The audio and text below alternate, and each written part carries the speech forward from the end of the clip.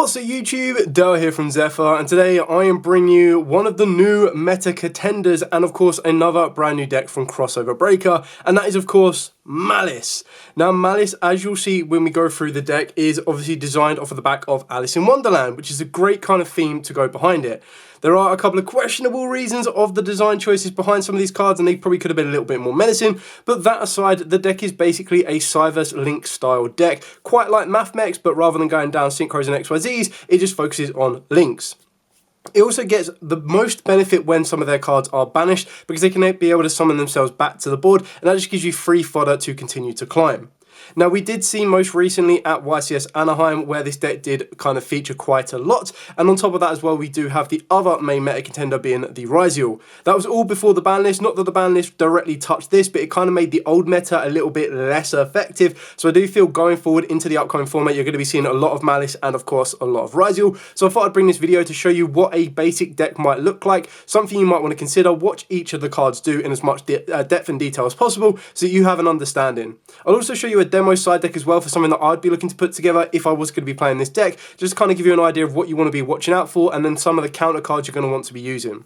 So with all of that out of the way, please smash that like button, hit that notification bell and subscribe so you don't miss out on any more upcoming content. So we're starting off with the main starter of the deck, and that is Maliss P Dormouse. So Maliss Link monsters that point to this card cannot be destroyed by card effects. You can only use each of the following effects of Dormouse once per turn. During your main phase, you get to activate this effect. You banish a Maliss monster from the deck, but for the rest of the turn, Maliss monsters you control gain 600 attack, and if this card is banished, you pay 300 life points to special summon it, but you cannot special summon from the extra deck for the rest of the turn except links. You're only going to be summoning links anyway, so that clause is not an issue. You do need to remember that for the rest of the turn, all your Maliss monsters will gain 600 attack, which will be very important going forward. But the idea is just straight away, Dormouse will banish a Maliss from the deck, mainly going to be Maliss P White Rabbit, and then you're going to be able to start ticking. So you take no damage from battles involving your Maliss Link monsters that point to this card. You can only use each of the following effects of White Rabbit once per turn. If it is normal or special, you get to set a Maliss trap from the deck with a different name than the cards in your graveyard. If this card is banished, you pay 300 life points to special summon it, but you can't special from the extra deck for the rest of the turn except links, which is absolutely fine because the ideal scenario is when you get hold of your Maliss trap cards, these are all going to have additional effects to either summon from the deck, summon from the banish zone, send from the banish zone, target and dodge, and you name it, you've got loads, and I'll take you through them in a minute. The last Maliss monster that we are playing is the Maliss Chessy Cat. Now, this one is, some people are playing it at 3, some people are playing it at 1. I am undecided at this exact moment in time because of the supporting engine that I am playing in the deck. I might want to consider bumping it up more, but the issue with Chessy Cat, it needs another Maliss card to get going, and at this exact moment in time, we don't have a huge amount. We only have 3 main deck monsters, then of course on top of that, we have the field spell, and then of course you do have one of each of the traps. So you're not really overly committed, like, less than 50% of your deck is going to be direct Maliss cards, so the consistency of Cat on its own isn't that great.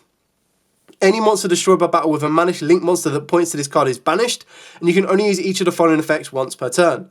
So during your main phase, you get to banish a Maliss card from your hand, and then you get to draw 2 cards. If this card is banished, you pay 400 life points to special summon it, and again, you can't special summon from the extra deck for the rest of the turn except links. Now, obviously, the idea is it's a nice little banish and draw, and if you do banish a White Rabbit, cool, you're going to draw some of the rabbit off and then start kicking off from there, and the same with the Dormouse. So it's a great combo piece without a question of the doubt. The issue is it wants that other Maliss card. It wants to see a White Rabbit in the hand, it wants to see Dormouse in the hand, so it's entirely up to you if you lean into that particular type of play, or if you kind of stay away from it and kind of go for a different, more consistent engine that supports this as you see fit.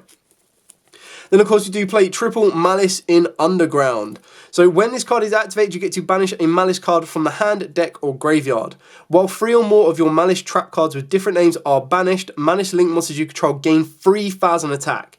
While you control a Maliss Link monster, your opponent's monsters can only target Maliss Link monsters for attacks, but you can only activate 1 Underground per turn. Now, obviously, the idea is this is another one of your starters because you activate this, you banish the Dormouse, Dormouse can then summon itself back by paying 300 life points and start to go from there.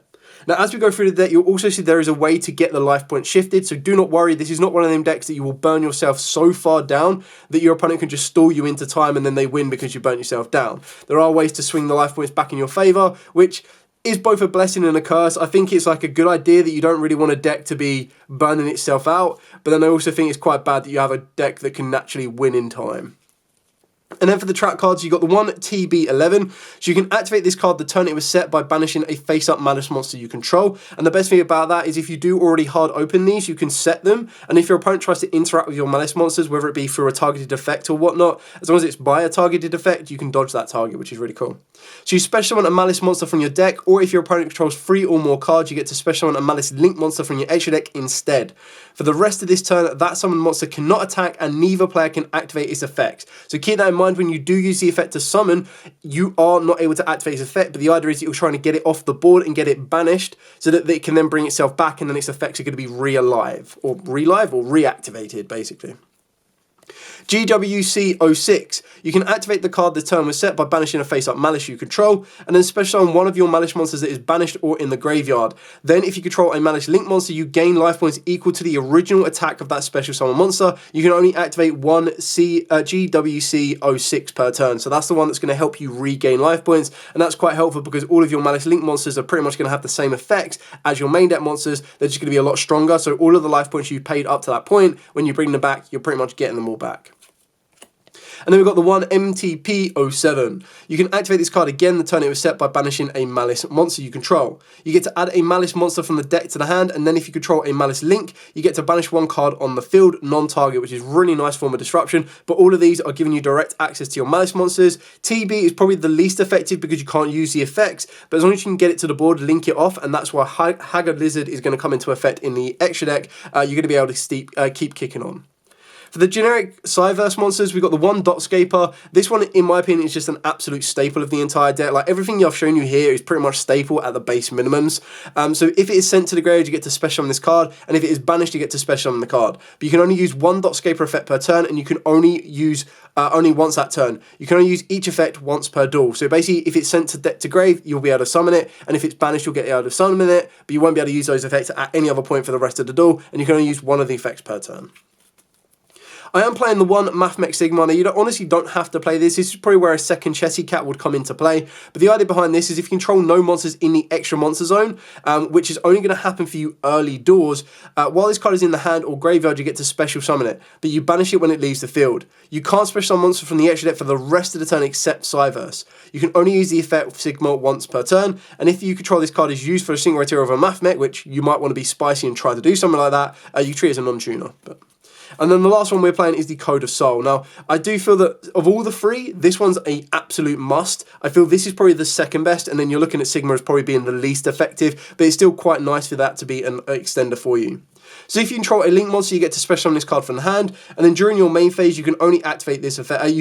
Activate this effect. Once per turn, if you link summon a Salamangreat Link monster, which you're probably not going to be doing unless you're going to be playing Almirage, you can use a Salamangreat Link monster you control with the same name as the entire material. During your opponent's main phase, you get a quick effect to banish this card from the graveyard to immediately after the effect resolves, link summon a 1 Link 3 or higher Cyberse Link monster. That's, of course, where you're going to be able to trigger off into your Maliss Link monsters during your opponent's turn, so that's why this is the second most effective for you. And then, of course, for the one of power plays, Terraforming, pretty standard, get you to your field spell. 1 gold Sarcophagus, again, banish a Maliss, off you go. 3 Signet Mining. These are obviously going to help you get into your Maliss cards because all of your Maliss cards are, of course, Cyberse. So nice and easy, more copies to search it. You do need to be a little bit careful because obviously you do send cards from your hand to the graveyard and then trying to search out the Maliss. It is giant bait for being drolled and ashed and everything else in between. So now the supporting engine that I play. Now you can play one of 2 supporting engines, or you can just cut any of the supporting engines out and just go wholeheartedly all out on the hand traps. I decided to go with the Kashtira package, so I went with triple Unicorn, 1 Fenrir, 1 Birth, and 1 Planet. Now, pretty standard, I shouldn't need to spend so much time on this, but the one big benefit that the Kashtiras give you is the Kashtiras give you the ability of itself plus any monster, allows you to get into a Link 3, because the idea is you'd go Unicorn, Unicorn would then be able to search out Birth, you'd activate Birth, you'd link off Unicorn with any other monster, so something like Dormouse, even if it gets interrupted, you'd put those into a Link 2, your Link 2 could be the Haggard Lizard, banish the Dormouse, straight out summon the Dormouse, and you still have Birth to bring back the Unicorn. So it just helps you accelerate your Link climb capabilities. And on top of that, the Kashtiras are just great and very strong monsters going first or second. Going first with a Unicorn, it does kind of say to your opponent, I dare you to hand trap me. And if you do, I'm looking at your extra deck and I'm going to start ripping away your core cards. Now that's going to be less effective at the higher end of the competitive scene, and what I mean by that is when you're looking at your opponent's extra deck of a Yugioh deck, it's very rare that there's going to be any single card in there that you take away one single copy and that's going to end their turn. You kind of want to get rid of multiples. Like, yes, of course you can get rid of one detonator, but honestly that's only going to be there for the grind game if they're going to be playing 3, and they're definitely not going to be playing 1 of it. In the Maliss matchup, again, there isn't really a direct target that you get rid of and it ends their turn, because they do have ways to kind of recycle, play around with it, but you can start taking apart some of the core components. Maybe a Haggard Lizard might cause them a couple of issues. So there are still targets and fretful things that Unicorn can produce, but the main ideal is to get to birth. And again, this engine can be cut down shorter if you want to, like you can just cut out the Fenrir completely. I just still quite like the idea of going second. Fenrir can still lead me into a Unicorn and threatens that if they break my board, I can go from there. It also helps that with Haggard Lizard, you can banish itself to draw you a card, so then you completely clear off your own board, so that if you wanted to, you can just go, cool, I've gone into Haggard Lizard, I've cleared off my board, I'm then going to be able to go, cool, special summon down Unicorn, grab me the birth, Unicorn can bring back Fenrir, and I'm good to continue to make my plays from there. And then for the final kind of piece of the puzzle, I am playing the hand trap lineup. Now, I decided to main deck the Crossout Designator. You don't have to. It's kind of worked for me. In most builds that I put Crossout Designator in, it works and does the job for me. It does dictate some of my extra deck side deck cards as well, but it's just one of them ones that I feel really does put in a few work, and that's where it allows me to main deck the cards that I feel I would struggle with if my opponent just drops it and my hand isn't that great. So for those particular cards, I am going with Drown Lockbird, and the reason I'm maxing this out at 3 as well is for the pure fact that Drown Lockbird still puts in a lot of work in the upcoming format, and technically the current format. There's going to be a lot of decks that are searching. Droll can be massively damaging to certain matchups, and you'll also see that I'm not main decking Shifter. That might change because Tempai is no longer a thing, so straight away the amount of Shifter decks goes down a little bit. And it will kind of come down to the environment. If you think you're going to go to an environment where it's only Yugioh, then of course Shifter can still put in a lot of work against it. If you're going to an environment where you feel you're only going to be playing Maliss, then keeping it in the side deck or just taking it out completely will be the way to go. We're going to obviously back this up with triple Ash Blossom, pretty standard on that one. The one Nibiru, it's just one of the ones that if I had a bit of space in the main deck, and I was like, well, you could go down the line of triple Tactic Talents, you could bump up Nibiru if you wanted to, but I quite like the idea that if I hard open up a Nibiru, some people might get a little bit lapsical and run into it, and it's one of the ones that if I get lapsical and I do run into it, I have that protection should I need it. The last card is Infinite Impermanence. The only other card that I would consider swapping out the Nibiru for would be something along the lines of a Dominus Impulse, just because I feel that that's another one of them cards that very few very specific decks can play it, but those decks that do play it, it is a massive, massive card, and I think it's one of the best hand traps we've received for a decent amount of time, and I just think Impulse is such a great card. So that's it for the entire main deck. I'm now going to show you the extra deck. So for the extra deck, starting off with the Maliss cards, we've got the one Maliss Q Hearts Crypta. Now this is the one you're probably going to go into to kind of finish the game off, more so than not. But your white binder and your red ransom, which the other two will go in a little bit more, and I'll talk you through those in a second. So this requires 3 monsters specifically, whereas the others just require 2+, which is why they're a little bit easier to get into. And this one needs to include a Maliss monster, so do the other two. So you get a quick effect to target one of your banished Maliss cards, shuffle it into the deck, and if you do, you banish one card on the field, non-target. While this card points to a monster, this effect and its activation cannot be negated. If this card is banished, you get to pay 900 life points to special summon it and double its attack. You can only use each effect once per turn, so obviously it's great for a bit of a grind state. It also helps you banish cards, and then of course it comes back as a 5k boss monster.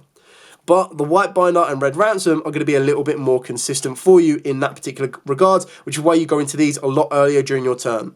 So the red ransom is probably like one of the first ones you go to. So while this card points to a monster, the original attack and defense of all effect monsters your opponent controls are switched, and you can only use each of the following effects once per turn. So if this card is special summoned, you get to add a Maliss spell from the deck to the hand, so it gets you direct access to the field spell, and we already know how crazy good the field spell is.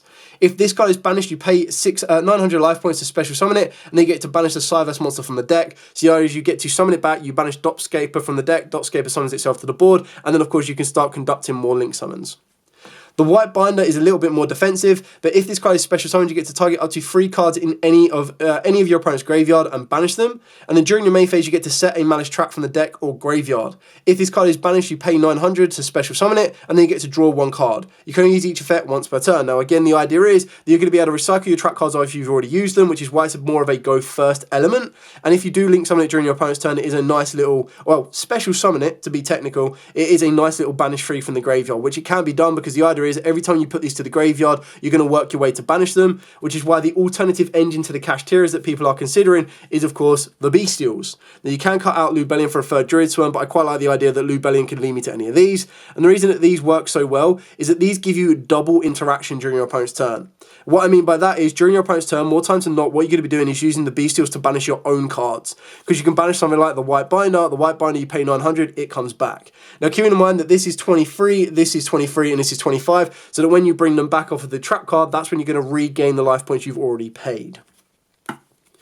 Carrying on with the Link monsters, so the rest of the Link monsters pretty much kind of set themselves up to be generic Cyberse support. I'm going to be showing you 16 cards in the extra deck, and the 16th card is the one that I want to really try to get in, because I do like the way that it interacts with the rest of the deck, and just kind of makes it a little bit awkward for your opponent to kind of play around. I'll explain that as we go.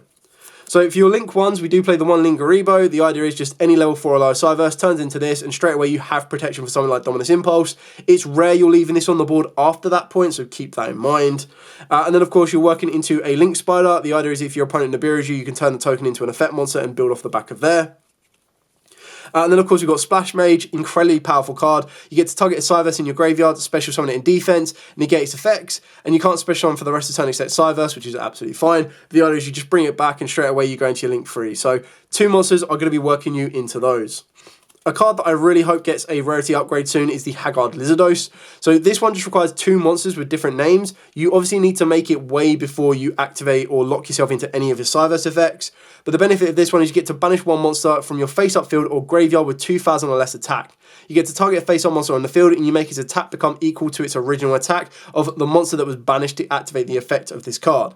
Then if you banished a monster that was originally a reptile, you draw a card. So it can banish itself to draw a card, but the main idea behind that is 2 monsters get you into Lizardos. Lizardos banishes one of the Maliss cards from the graveyard. That Maliss card will trigger its effect to summon itself back to the board, and then wham bam, thank you ma'am, you've got your Red Ransom. Red Ransom grabs you the field spell, activate the field spell, banish your Maliss from the deck, and then off you go.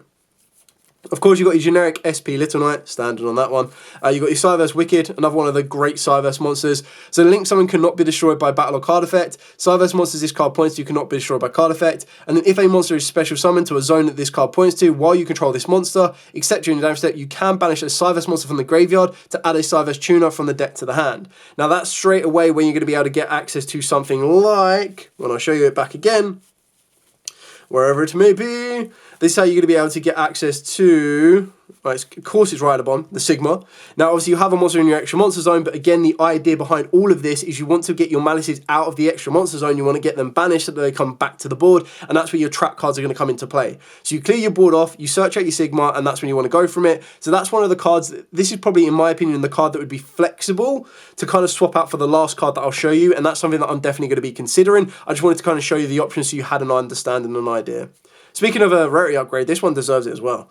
We've got the one Link Decoder. Now again, level 4 or lower Cyberse, but if it is sent to the graveyard as material for a Cyberse Link monster with 2300 or more original attack, you get to special summon this card but banish it when it leaves the field. So all you need to remember is you need to get into a Cyberse monster with 2300 attack, and that is of course where your Red Ransom comes into play, and of course where your White Binder comes into play, because they're both 2300. So 3 Link fodder comes back to the board and build your plays from there. Speaking of building your plays from there, you do have the Firewall Dragon. The idea of being able to bounce some of your cards back from the graveyard to the hand if you want them to, being able to bounce your opponent's cards if you want them to. It just gives you a lot to work with, which is why people play the Firewall Dragon. Access Code Talker is your aggressor, but the best thing about Access Code Talker is it triggers all of your Malisses. Now obviously you're only ever going to be able to banish 1 Maliss because they're all dark, but the idea is you make Access Code, you can use Access Code, and let's say you use something like your Queen of Heart Crypta to make it, you banish the Queen of Heart Crypta. This is obviously already going to be up by 3k because you use this as the link material. You then get to use Crypta to come back, 5k. There's your OTK. Insane. We've then got the one Firewall Dark Fluid Tempest. This one is the ideal one. This is the one you want to end your board on. It requires 3+ more Cyberse, and it is a Link 5, so as long as you work your way into a Link 5, you're great. And the idea behind this is during your turn, you're going to send the Cyberse Worm, and in doing so, this one has the graveyard effect that while you control a Link 4 or higher, you gain a quick effect to banish this card from the field or graveyard to negate the activation of a spell, trap, or effect, which is really, really important. And then the other card that you will send during your opponent's turn is the Yugioh, or you do it during your turn if you're going to be able to negate one of the cards. But the idea is you're going to do this during your turn to set up the spell and trap negate, and then you could do this during your opponent's turn as the ability to negate one of your opponent's cards. So really effective. And the last card that I want to find the space for to put in is the Nightmare Griffin. And the reason for that is if you don't go to the Terahertz, and this is why some people swap out the Terahertz for the Griffin instead, the idea is that you'd get your Griffin on the board, and you get an SP Little Knight on the board. You make sure that your SP Little Knight is in front of the extra monster zone and the Griffin is in the middle, so it's not pointing anywhere, which is great. But the idea behind that is you can use something like your SP Little Knight to clear both of these off, clear the board off nice and easy. But on top of that as well, when you're bringing a card back from the graveyard like your Maliss, so even if you go, okay, cool, SP Little Knight, banish, banish, when the Maliss comes back, as long as it is pointing to the Nightmare Griffin, you just make sure you don't give your opponent a link monster to put a zone to it, because then they get their effects back on live. It's very simplistic, it's very basic of what it's attempting to try and do, but the idea is that trying to create this lockdown like that is very, very powerful, and then you can keep banishing your Maliss cards and they keep coming back. So absolutely fine, and all of the arrows, more times than not, are always going to be pointing left and right, so you just work your way across the board. So I thought it was like a really kind of nice lock, and if they do try and out this, you just go SP, banish both, and you're good to go. So it kind of gives you a lot to play with, which is why I'm trying to find space for it. Once I learn the combo a little bit more coherently, and kind of know which direction I want to take the Maliss in and which outcome is the most effective end board, I'll be looking into doing that. Okay, so moving on to the side decks, just so you have a bit of an idea. So I've gone with triple Mole Chummy, Floros. Now, obviously, you're not going to be playing this deck if you're on a massive budget, but if you have spent all of your money on the budget of the main deck, then of course you can swap out the Floroses for the other Mole Chummy, Perulia. God, don't know why I can figure that one out. This is still something that I'm figuring out is what side deck I want to be playing. Now, Floros, I think, is one of them good cards that, as I'm playing Crossout Designator already, it can be a great Crossout Designator target. It's a great card for going second because then it will help me draw into my board breakers and the other cards that are going to help me. The other hand trap that I'm playing is Triple Dimension Shifter. It's one of the ones that if the format feels that it can be main decked, I'll main deck it. If not, it's quite a nice side deck option because, unfortunately, while this card escaped past the ban list, there are so many decks out there at casual level and competitive level that will hard lose to a well-timed Dimension Shifter. And the best thing about this, or most degenerate thing about this, is you can banish your Shifter if you're playing the Bestials, or of course, if you're using SP Little Knight, you can banish your own Shifter. That's the other great thing about SP Little Knight that gives it a little bit more added edge to this deck, is you can make SP Little Knight banish your own Maliss card from the graveyard, trigger it to summon it back, which is crazy. The last hand trap that I'm playing is the Artifact Lancia. Now this is one of the ones that could take the place of Nibiru if I feel that everyone's going to be main decking it, but the idea is having access to Artifact Lancia is one of the best cards to counteract Maliss. So it's also one of the ones that because I'm playing Crossout Designator, I can use Crossout Designator to call the own Lancia and that will stop my opponent.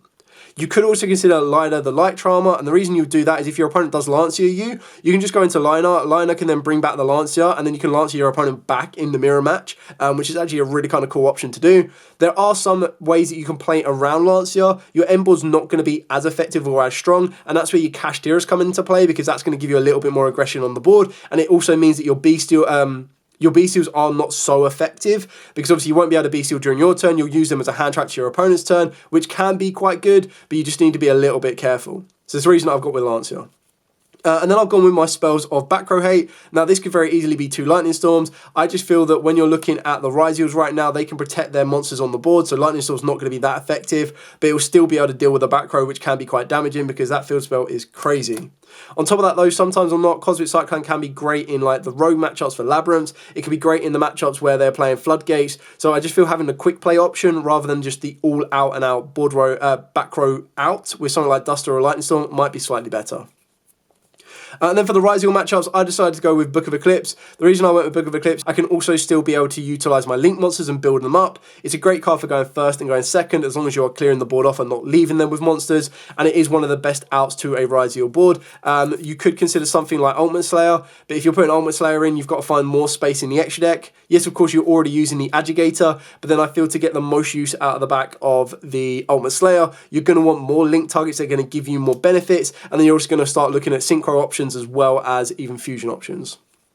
And the last card I'm playing is the Dimension Barrier, just for those one times, like when you're looking at this format, a D Barrier is a technical turn skip of a Yugioh board, and a Lancia is a technical turn skip of a Maliss board. So you kind of want to make sure you've got the counteractions to do that. And if I'm going to an environment where I feel that I'm only going to be facing Malisses, then of course I'm going to be taking out my Lance, sorry, not taking out my Lanciers, I'm going to be taking out the Shifters, and I'm going to be putting in 2 more Lanciers, and then I'll put in that 3rd Cosmic Cyclone as well, just so that I know that I adapted to my environment. Right now, all you need to be aware of is that D-Barrier and Lancer are your best answers to stuff like Malisses and to stuff like Yugiohs, so you need to be a little bit prepared for those ones, which is why I'm showing you this lineup of the side deck, and the Fluoruses are just nice options to help you draw into your Drolls. It's not going to be so great to draw into your Shifters, but it can draw you into Drolls, your Book of Eclipses, your Cosmics, you name it, it can get you to your more effective hand traps so you can continue to drop on your opponent. Of course, if you want to open up 3 more hand trap slots in the main deck, then of course that's where you take out the crossout Detonators. But like I said, that's a personal choice of mine. I know there are Maliss builds that play it. I personally still like it and think it puts in a nice bit of work. Another card you could very well consider in this deck as well is Allure of Darkness, but quite like Chessy Cat, it's one of the ones that you need to see, or you want to see another Maliss monster in your hand to do so. Don't get it wrong, if you activate Allure of Darkness, banish Chessy Cat comes back to the board, Chessy Cat then banishes the Dormouse from the hand to draw you 2 more cards, you're in dreamland. But the chances of that always happening and always resolving is going to be slightly low. And I didn't really want to lean into that too much, but that might change going forward, depending on the type of build that I want to take and adapt. If I decide this to be my competitive deck for the upcoming format, that I fully haven't decided as of yet. It's just one of the ones that I got a really good deal on the deck core. Thought I'd put it together, show you a profile to show you how it can work and how it can operate. And if you want to see more from the video as well, I'll also bring you a combo video or a test down video. Just let me know what you want to see to give you as much information as possible. Whether I decide to play this going forward or whether you guys are going to be facing it going forward, it just gives you as much information as possible to either learn it or counter it. Anyway, that is pretty much it for the entire video. If you do have any questions at all, by all means, please put in the comments down below. I will be more than happy to answer them for you. But for now, as absolutely always, stay safe and, of course, happy dueling.